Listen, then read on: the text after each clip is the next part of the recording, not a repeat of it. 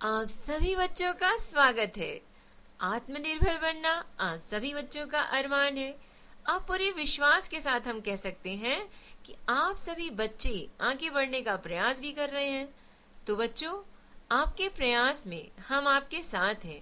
हमारा उद्देश्य शिक्षा के माध्यम से आपके जीवन को उजाले से भर देना है।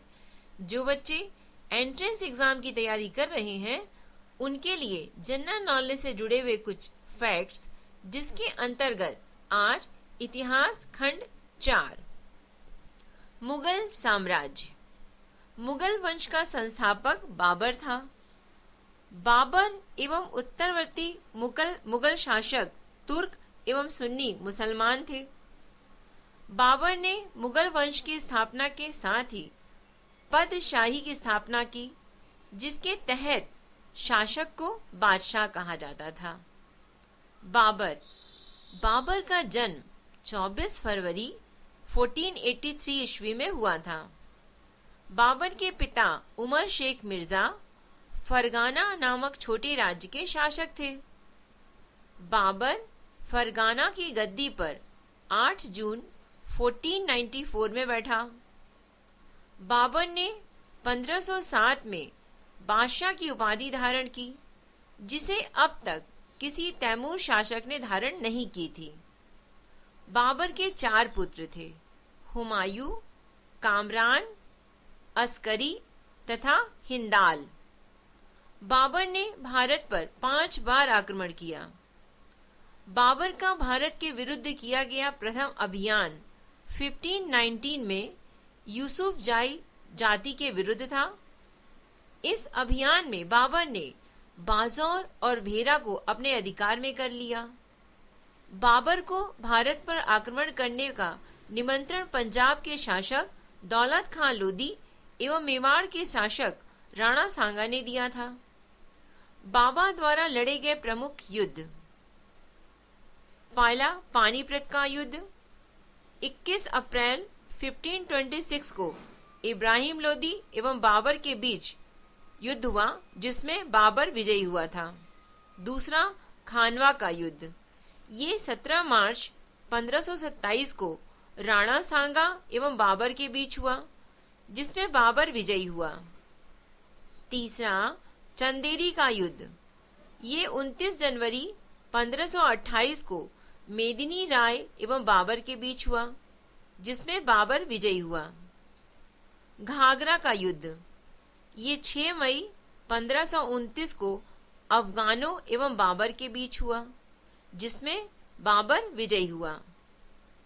पानीपत के प्रथम युद्ध में बाबर ने पहली बार तुगलमा युद्ध नीति एवं तोप खाने का प्रयोग किया था।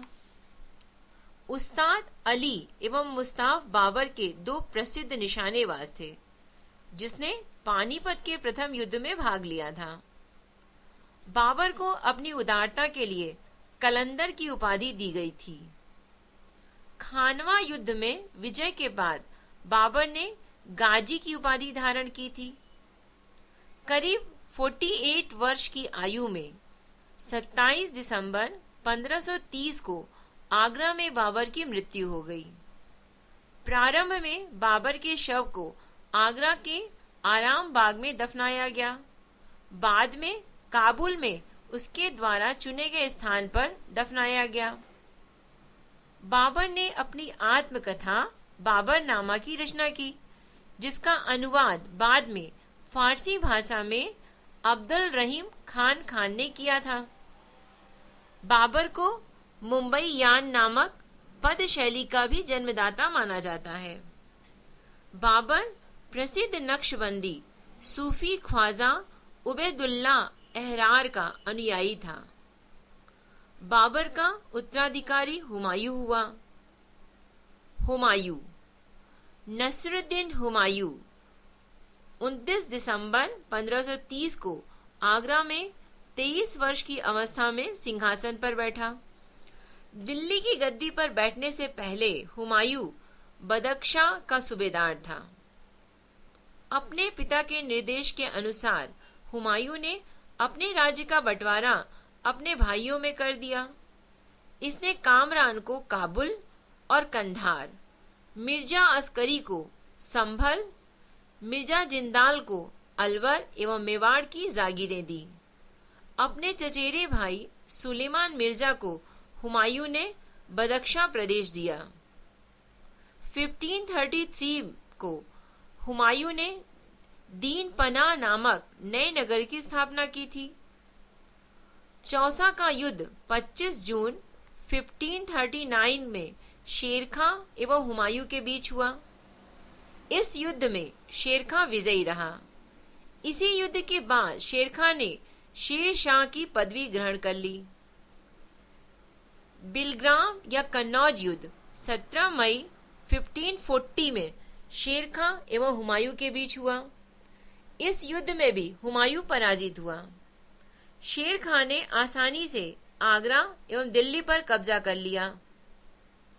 बिलग्राम युद्ध के बाद हुमायूं सिंध चला गया, जहां उसने 15 वर्षों तक घुमक्कड़ों जैसा निर्वासित जीवन व्यतीत किया। निर्वासन के समय हुमायूं ने हिंदाल के आध्यात्मिक गुरु फारसवासी शिया मीर बाबा दोस्त उर्फ मीर अली अकबर जामी की पुत्री हमीदा बानू बेगम से 29 अगस्त 1541 को निकाह कर लिया। कालांतर में हमीदा से ही अकबर जैसे महान सम्राट का जन्म हुआ। 1555 में हुमायूं ने पंजाब के शूरी शासक सिकंदर को पराजित कर पुनः दिल्ली की गद्दी पर बैठा। हुमायूं द्वारा लड़े गए 4 प्रमुख युद्धों का क्रम है। देवरा 1531 में, चौसा का युद्ध 1539 में, बिलग्राम 1540 में एवं सरहिंद का युद्ध 1555 में। 1 जनवरी 1556 को दीन पनाह भवन में स्थित पुस्तकालय की सीढ़ियों से गिरने के कारण हुमायूं की मृत्यु हो गई। हुमायूं नामा की रचना गुल बदन बेगम ने की थी। हुमायूं ज्योतिषी में विश्वास करता था, इसलिए इसने सप्ताह के 7 दिन 7 रंग के कपड़े पहनने का नियम बना रखा था। शेर शाह सूर साम्राज्य का संस्थापक अफगान वंशी शेरशाह सूरी था। शेरशाह का जन्म 1472 में बजवाड़ा होशियार में हुआ था। इनके बचपन का नाम फरीद था। यह सूर वंश के संबंधित थे। शेरशाह के पिता हसन खां जौनपुर राज्य के अंतर्गत सासाराम के जमींदार थे। फरीद ने एक शेर को तलवार के एक ही वार में मार दिया था। उसकी इस बहादुरी से प्रसन्न होकर बिहार के अफगान शासक सुल्तान मोहम्मद बहार खान लोहानी ने उसे शेर खां की उपाधि प्रदान की। शेरशाह बिलग्राम युद्ध 1540 के बाद दिल्ली की गद्दी पर बैठा। शेरशाह की मृत्यु कलिंजर के किले को जीतने के क्रम में 22 मई 1545 को हो गई थी। मृत्यु के समय वह उक्का नाम का आग्नेय शास्त्र चला रहा था। कलिंजर का शासक कीरत सिंह था। शेरशाह का मकबरा सासाराम में झील के बीच ऊंचे टीले पर निर्मित किया गया है। रोहतासगढ़ किला, किले कुहान जो कि दिल्ली में है, नामक मस्जिद का निर्माण शेरशाह के द्वारा किया गया था। शेरशाह का उत्तराधिकारी उसका पुत्र इस्लाम शाह था। शेरशाह ने भूमि की माप के लिए 32 अंक वाला सिकंदरी गज एवं सन की डंडी का प्रयोग किया। शेरशाह ने 178 ग्रेन चांदी का रुपया एवं 380 ग्रेन तांबे के दाम चलवाया। शेरशाह ने रोहतासगढ़ के दुर्ग एवं कन्नौज के स्थान पर शेरशूर नामक नगर बसाया। शेरशाह के समय पैदावार का लगभग 1/3 भाग सरकार लगान के रूप में वसूल करती थी। कबूलियत एवं पट्टा प्रथा की शुरुआत शेरशाह ने की। शेरशाह ने 1541 में पाटलिपुत्र को पटना के नाम से पुनः स्थापित किया। शेरशाह ने ग्रैंड ट्रंक रोड की मरम्मत करवाई। मलिक मुहम्मद जायसी शेरशाह के समकालीन थे। डाक प्रथा का प्रचलन शेर शाह के द्वारा किया गया है। अकबर। सम्राट अकबर का जन्म 15 अक्टूबर 1542 को हमीदा बानो बेगम के गर्भ से अमरकोट की राणा वीर साल के महल में हुआ था। अकबर का राज्याभिषेक 14 फरवरी 1556 को पंजाब के कलानौर नामक स्थान पर हुआ था। अकबर का शिक्षक अब्दुल लतीफ ईरानी विद्वान था। जब जलालुद्दीन मोहम्मद अकबर बादशाही गाजी की उपाधि से राज सिंहासन पर बैठा, बैरम खां 1556 से 1560 तक अकबर का संरक्षक रहा। पानीपत की दूसरी लड़ाई 5 नवंबर 1556 को अकबर और हेमू के बीच हुई थी। मक्का की तीर्थ यात्रा के दौरान पाटन नामक स्थान पर मुबारक खां नामक युवक ने बैरम खां की हत्या कर दी। मई 1562 में अकबर ने हरम दल से अपने को पूर्णतः मुक्त कर दिया। हल्दी घाटी का युद्ध 18 जून 1576 को मेवाड़ के शासक महाराणा प्रताप एवं अकबर के बीच हुआ। इस युद्ध में अकबर विजयी हुआ। इस युद्ध में मुगल सेना का नेतृत्व मान सिंह एवं आसफ खां ने किया था। अकबर का सेनापति मान सिंह था। महाराणा प्रताप की मृत्यु 57 वर्ष की आयु में 19 फरवरी 1597 में हो गई थी। गुजरात विजय के दौरान अकबर सर्वप्रथम पुर्तगालियों से मिला और यहीं उसने सर्वप्रथम समुद्र को देखा।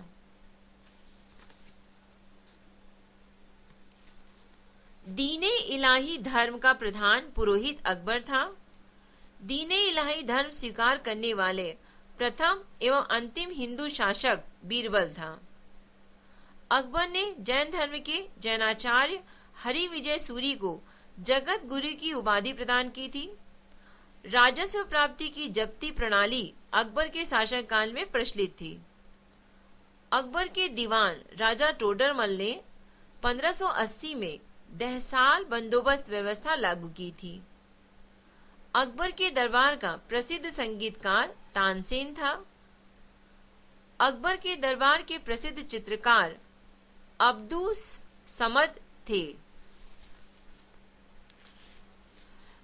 दसवंत एवं बसावन अकबर के दरबार के चित्रकार थे। अकबर के शासनकाल के प्रमुख गायक तानसेन, बाज बहादुर, बाबा रामदास एवं बैजू बावरा थे। अकबर के कुछ महत्वपूर्ण कार्य: दास प्रथा का अंत 1562 में किया था। अकबर को हरम दल से मुक्ति मिली थी 1562। तीर्थ यात्रा कर समाप्त किया था 1563 में। जजिया कर को समाप्त किया 1564 में। फतेहपुर सीकरी की स्थापना एवं राजधानी का आगरा से फतेहपुर सीकरी का स्थानांतरण 1571 में किया था अकबर ने। इबादत खाने की स्थापना 1575 में करवाई। इबादत खाने में सभी धर्मों के लोगों के प्रवेश की अनुमति दी थी। ये 1578 में हुआ।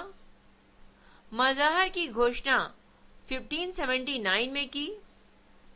दीने इलाही की स्थापना 1582 में की। इलाही संवत की शुरुआत 1583 से हुई है। राजधानी लाहौर स्थानांतरित हुई है 1585 में। अकबर की शासन प्रणाली की प्रमुख विशेषता मनसबदारी प्रथा थी। अकबर के समकालीन प्रसिद्ध सूफी संत शेख सलीम चिश्ती थे। अकबर को सिकंदराबाद के निकट दफनाया गया था। स्थापत्य के क्षेत्र में अकबर की महत्वपूर्ण कृतियां हैं। दिल्ली में हुमायूं का मकबरा, आगरा का लाल किला, फतेहपुर सीकरी में शाही महल, दीवाने खास, पंचमहल, बुलंद दरवाजा, जोधाबाई का महल, इबादत खाना, इलाहाबाद का किला और लाहौर का किला। अकबर के दरबार को सुशोभित करने वाले 9 रत्न इस प्रकार थे: बीरबल, अबुल फजल, तीसरा टोडरमल, चौथा भगवान दास, पांचवा तानसेन, छठा मानसिंह, सातवां अब्दुल रहीम खान, सातवां मुल्ला दो प्याज, नवा हकीम हुकाम। अबुल फजल का बड़ा भाई फैजी अकबर के दरबार में राजकवि के पद पर आसीन था। अबुल फजल ने अकबरनामा ग्रंथ की रचना की। वह दीन इलाही धर्म का कट्टर समर्थक था। बीरबल के बचपन का नाम महेश दास था। संगीत सम्राट तानसेन का जन्म ग्वालियर में हुआ था। इनकी प्रमुख कृतियां थी मियाँ की टोड़ी, मियाँ का मल्हार, मियाँ का सारंग आदि। कंठाभरण वाणी विलास की उपाधि अकबर ने तानसेन को दी थी। अकबर ने भगवान दास आमेर की राजा भारमल के पुत्र को अमीर उल उमरा की उपाधि दी। यूसुफ जाइयों के विरोध के दबाने के लिए बीरबल की हत्या हो गई थी उसी समय। 1602 में सलीम यानी जहांगीर के निर्देश पर दक्षिण से आगरा की ओर आ रहे अबुल फजल को रास्ते में ही वीर सिंह बुंदेला नामक सरदार ने हत्या कर दी थी। मुगल सम्राट अकबर ने अनुवाद विभाग की स्थापना की। मुगलों की राज की भाषा फारसी थी। महाभारत का फारसी भाषा में रज्म नाम से अनुवाद बदायूनी, नकीब खां एवं अब्दुल कादिर ने किया था। पंचतंत्र का फारसी भाषा में अनुवाद अबुल फजल ने अनवरी सादात नाम से तथा मौलाना हुसैन कैद से यार ए दानिश नामों से किया था। अकबर के काल को हिंदी साहित्य का स्वर्ण काल कहा जाता है। अकबर ने बीरबल को कविप्रिय एवं नरहरि को महापात्र की उपाधि दी है। बुलंद दरवाजा का निर्माण अकबर ने गुजरात विजय के उपलब्ध में करवाया था। अकबर ने शीरी कलम की उपाधि अब्दुल ससम्मत को एवं जड़ी कलम की उपाधि मोहम्मद हुसैन को कश्मीर को दिया था। जहांगीर अकबर का उत्तराधिकारी सलीम हुआ, जो 3 नवंबर 1605 को नसरुद्दीन मोहम्मद जहांगीर बादशाही गाजी की उपाधि धारण करके गद्दी पर बैठा। जहांगीर का जन्म 30 अगस्त 1569 में हुआ था। अकबर ने पुत्र का नाम सलीम सूफी संत शेख सलीम चिश्ती के नाम पर रखा। जहांगीर को न्याय की जंजीर के लिए याद किया जाता है। ये जंजीर सोने की बनी थी, जो आगरे के किले के बाहर शाहबुर्ज एवं यमुना तट पर स्थित पत्थर के खंभे पे लगवाई गई थी। जहांगीर द्वारा शुरू की गई तुजुके जहांगीरी नामक एक आत्मकथा को पूरा करने का श्रेय मोदबिन खान को है। जहांगीर के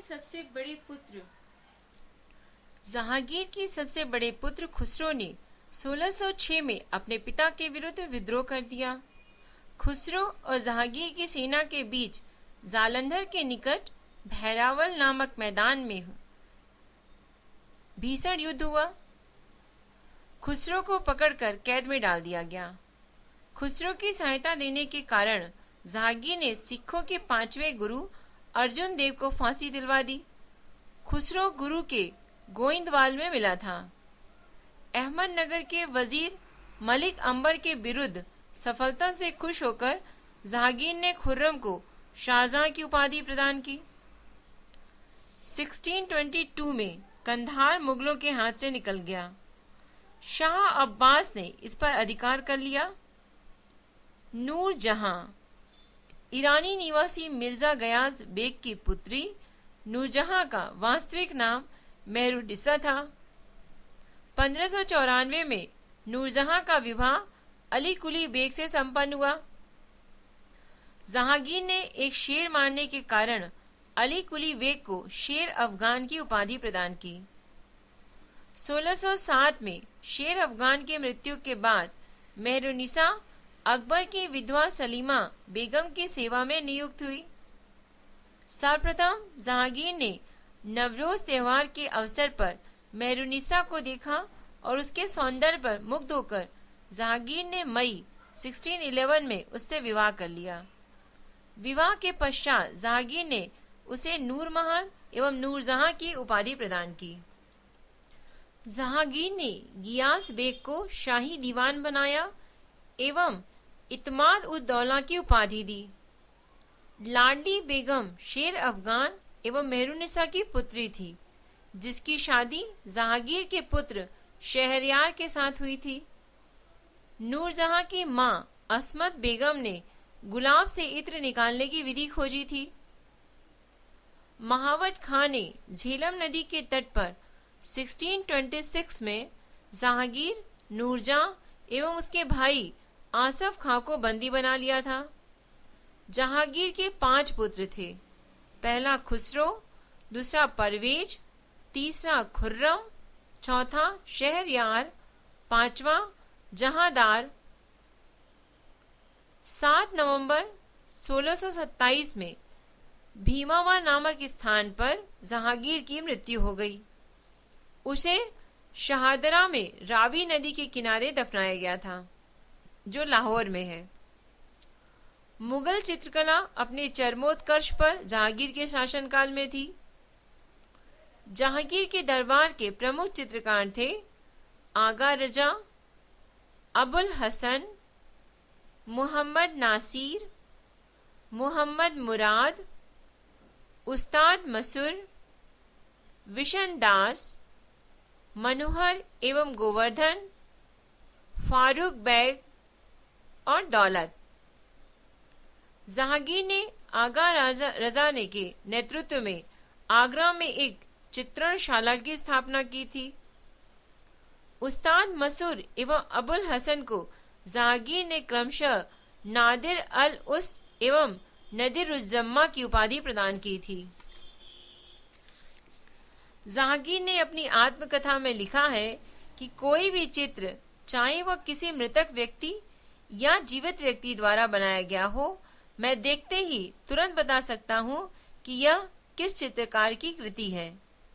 यदि किसी चेहरे पर आंख किसी एक चित्रकार ने, भौं किसी और ने बनाई हो, तो भी यह जान लेता हूँ कि आंख किसने और भौं किसने बनाई है। जहांगीर के समय को चित्रकाल का स्वर्ण काल कहा जाता है। इत्माद उद दौला का मकबरा 1626 में नूरजहां बेगम ने बनवाया। मुगल कालीन वास्तुकला के अंतर्गत निर्मित यह प्रथम ऐसी इमारत है जो पूर्ण रूप से बेदाग सफेद संगमरमर से निर्मित है। सर्वप्रथम इसी इमारत में पितृदुरा नामक जड़ाऊ काम किया जाता था। अशोक के कौशंबी स्तंभ, जो कि वर्तमान में प्रयाग में है, पर समुद्रगुप्त की प्रयाग प्रशस्ति तथा जहांगीर का लेख उत्कीर्ण है। जहांगीर के मकबरा का निर्माण नूरजहां ने करवाया था। जहांगीर के शासन काल में captain Hawkins, sir Thomas Roe, William Fitch एवं एडवर्ड टेरी जैसे यूरोपीय यात्री आए थे। शाहजहां, जहांगीर के बाद सिंहासन पर शाहजहां बैठा। जोधपुर के शासक मोटा राजा उदय सिंह की पुत्री जगत गोसाई के गर्भ से 5 जनवरी 1592 ईस्वी को खुर्रम यानी शाहजहां का जन्म लाहौर में हुआ था। 1612 में खुर्रम का विवाह आशम खां की पुत्री अर्जुमंद बानो बेगम से हुआ, जिसे शाहजहां ने मल्लिका जमानी की उपाधि प्रदान की। 1631 में प्रसव पीड़ा के कारण उसकी मृत्यु हो गई। 24 फरवरी 1628 को शाहजहां आगरे में अबुल मुजफ्फर शाहबुद्दीन मोहम्मद शाही किरे सानी की उपाधि प्राप्त कर सिंहासन पर बैठा। शाहजहां ने आशफ खां को वजीर पद प्रदान किया था। इसने महावत खां को खान खान की उपाधि प्रदान की थी।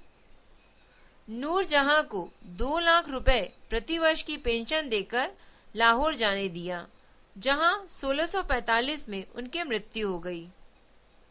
अपनी बेगम मुमताज महल की याद में शाहजहां ने ताजमहल का निर्माण आगरे में उसकी कब्र के ऊपर करवाया। ताजमहल का निर्माण करने वाला मुख्य स्थापत्य कलाकार था उस्ताद अहमद लाहौरी। मयूर सिंहासन का निर्माण शाहजहां ने करवाया था। इसका मुख्य कलाकार बी बादल खां था। शाहजहां के शासन काल को स्थापत्य काल का स्वर्ण युग कहा जाता है। शाहजहां द्वारा बनवाई गई प्रमुख इमारतें हैं दिल्ली का लाल किला, दीवाने आम, दीवाने खास, दिल्ली जामा मस्जिद, आगरा मोती मस्जिद और ताजमहल। शाहजहां ने 1638 में अपनी राजधानी को आगरा से दिल्ली लाने के लिए यमुना नदी के दाहिने तट पर शाहजहानाबाद की नींव डाली। आगरे के जामा मस्जिद का निर्माण शाहजहां की पुत्री जहारा ने करवाई। शाहजहां के दरबार के प्रमुख चित्रकार मोहम्मद फकीर एवं मीर हासिम थे। शाहजहां ने संगीतज्ञ लाल खां को गुण समंदर की उपाधि दी थी। शाहजहां के पुत्रों में दारा शिकोह सर्वाधिक विद्वान था। इसने भगवत गीता, योग वशिष्ठ, उपनिषद एवं रामायण का अनुवाद फारसी में करवाया था। इसने सर्रे अकबर महान रहस्य नाम से उपनिषदों को अनुवाद करवाया था। शाहजहां ने दिल्ली में एक कॉलेज का निर्माण एवं दारुल बक्का नामक कॉलेज की मरम्मत करवाई थी। शाहजहां के पुत्रों के बीच उत्तराधिकार का युद्ध 1657 में शुरू हुआ। 18 जून 1658 को औरंगजेब ने शाहजहां को बंदी बना लिया। 25 अप्रैल 1658 में दारा एवं औरंगजेब के बीच धर्मट का युद्ध हुआ। इस युद्ध में दारा की पराजय हुई। सामूगढ़ का युद्ध 8 जून 1658 को दारा एवं औरंगजेब के बीच हुआ। इस युद्ध में भी दारा की हार हुई थी। उत्तराधिकार का अंतिम युद्ध देवराई की घाटी में 12 से 14 अप्रैल यानी 1659 ईस्वी को हुआ था।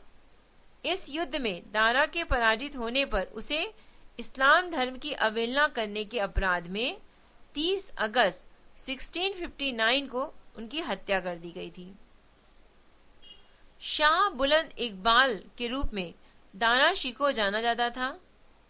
आगरे के किले में अपने कैदी जीवन में 8वें वर्ष अर्थात 31 जनवरी 1666 को 74 वर्ष की अवस्था में शाहजहां की मृत्यु हो गई थी। औरंगजेब का जन्म 3 नवंबर 1618 को उज्जैन के दोहाद नामक स्थान पर हुआ था। औरंगजेब के बचपन का अधिकांश समय नूरजहां के पास बीता। 18 मई 1637 को फारस के राजघराने की दिलरास बानो बेगम के साथ औरंगजेब का निकाह हुआ। आगरा पर कब्जा कर जल्दबाजी में औरंगजेब ने अपना राज्याभिषेक अबुल मुजफ्फर मुहद्दीन मुजफ्फर औरंगजेब बहादुर आलमगीर की उपाधि से 31 जुलाई 1658 को करवाया। देवराई के युद्ध में सफल होने के बाद 15 मई 1659 को औरंगजेब ने दिल्ली में प्रवेश किया और शाहजहां के शानदार महल में जून 1659 को दूसरी बार राज्याभिषेक करवाया। औरंगजेब के गुरु थे मीर मोहम्मद हकीम।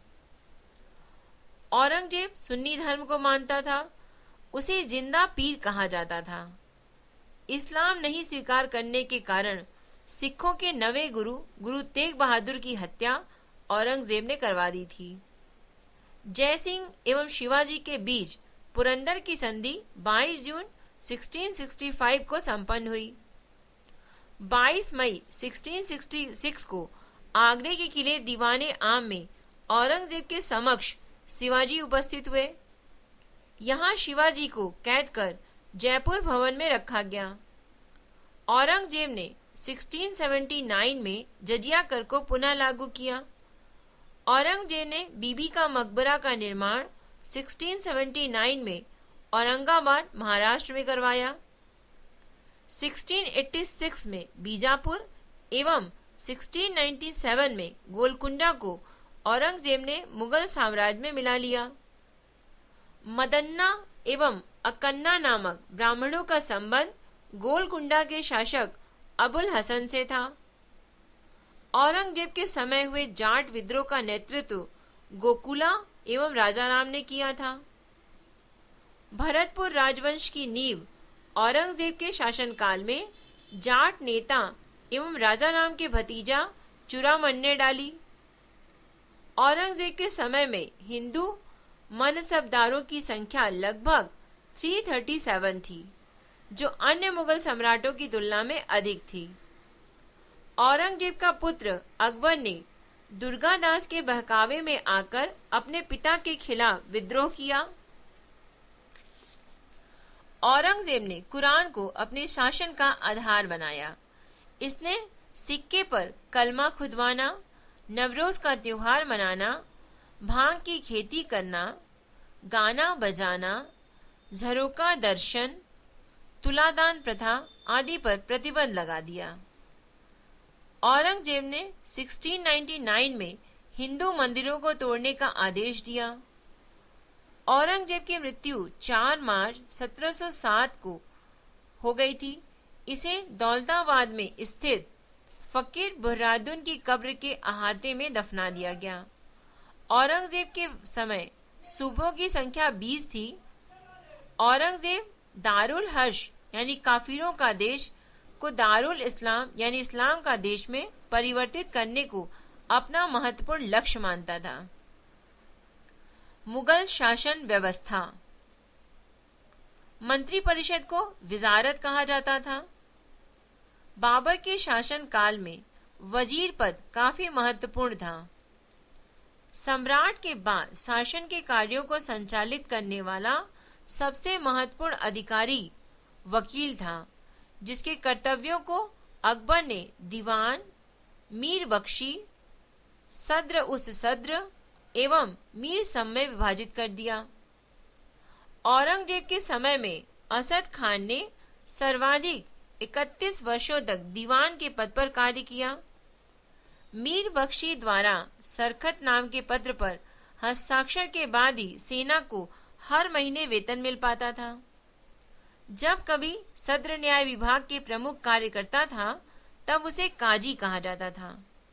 लगानहीन भूमि यानी मददे माश का निरीक्षण सद्र करता था। सम्राट के घरेलू विभागों का प्रधान मीर समान कहलाता था। सूचना एवं गुप्तचर विभाग का प्रधान दरोगाए डाक चौकी कहलाता था। शरीयत के प्रतिकूल कार्य करने वालों को रोकना, आम जनता के दुष्चरित्रता से बचाने का कार्य मुहतसिब नामक अधिकारी करता था। प्रशासन की दृष्टि से मुगल साम्राज्य का बंटवारा सूबों में, सूबों का सरकार में, सरकार का परगना या महाल में, महाल का जिला या दस्तूर में और दस्तूर गांव में बटे थे। प्रशासन की सबसे छोटी इकाई गांव थी, जिसे मावदा या दी कहते थे। मावदा के अंतर्गत छोटी छोटी बस्तियों को नगाला कहा जाता था। शाहजहां के शासन काल में सरकार एवं परगना के मध्य चकला नाम की एक नई इकाई की स्थापना की गई थी। भूमि कर के विभाजन के आधार पर मुगल साम्राज्य की समस्त भूमि 3 वर्गों में विभाजित थी: खालसा भूमि, जागीर भूमि, सयूरगल या मददे माश। शेरशाह द्वारा भू राजस्व हेतु अपनाई जाने वाली पद्धति राई का उपयोग अकबर ने भी किया था। अकबर के द्वारा करोड़ी नामक अधिकारी की नियुक्ति 1573 में की गई थी। इसे अपने क्षेत्र से 1 करोड़ दाम वसूल करना होता था। 1580 में अकबर ने दहसाला नाम की नवीन कर प्रणाली प्रारंभ की। इस अवस्था को टोडरमल बंदोबस्त भी कहा जाता है। इस व्यवस्था के अंतर्गत 4 भागों में विभाजित किया गया था इसे। पहला पोलोज, इसमें नियमित रूप से खेती होती थी। दूसरा पर्ती, इस भूमि पर 1 या 2 वर्ष के अंतराल पर खेती की जाती थी। तीसरा चाचर, इस पर 3 से 4 वर्ष के अंतराल पर खेती की जाती थी। चौथा बंजर, यह खेती योग्य भूमि नहीं थी, इस पर लगान नहीं वसूला जाता था। 1570 में टोडरमल ने खालसा भूमि पर भू राजस्व की नवीन प्रणाली जब्ती प्रारंभ की। इसमें कर निर्धारण की 2 श्रेणी थी, एक को तख्शीस एवं दूसरे को तहसील कहते थे। औरंगजेब ने अपने शासनकाल में नस्क प्रणाली को अपनाया और भू राजस्व की राशि को उपज कर आधा कर दिया। मुगल काल में कृषक 3 वर्गों में विभाजित थे। पहला खुद काष्ठ, दूसरा पाही काष्ठ, तीसरा मुजारियन। मुगल काल में रुपए की सर्वाधिक ढलाई औरंगजेब के समय में हुई थी। आना सिक्के का प्रचलन शाहजहां ने करवाया था। जहांगीर ने अपने समय के सिक्कों पर अपनी आकृति बनवाई, साथ ही उस पर अपना एवं नूरजहां का नाम अंकित करवाया। सबसे बड़ा सिक्का शंसब सोना का था। स्वर्ण का सबसे प्रचलित सिक्का इलाही था। मुगल कालीन अर्थव्यवस्था का आधार चांदी का रुपया था। दैनिक लेन देन के लिए तांबे का दाम का प्रयोग होता था। 1 रुपया में 40 दाम होते थे। मुगल सेना 4 भागों में विभक्त थी, पैदल सेना, घुड़सवार सेना, तोपखाना और हाथी सेना। मुगल कालीन सैन्य व्यवस्था पूर्णतः मनसबदारी प्रथा पर आधारित थी। इसे अकबर ने प्रारंभ किया था। 10 से 500 तक मनसब प्राप्त करने वाले मनसबदार, 500 से 2500 तक मनसब प्राप्त करने वाले उमरा एवं 2500 से ऊपर तक मनसब प्राप्त करने वाले अमीर आजम कहलाते थे। कहते हैं बच्चों, जहाँ चाह है वहाँ राह है। आपके हौसले से आपकी राह आसान हो, यही शुभ कामना है। हमसे संपर्क करने के लिए हमें आप मेल कर सकते हैं। हमारा मेल आईडी है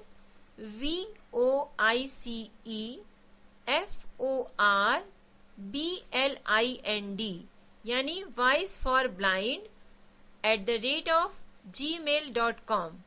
धन्यवाद।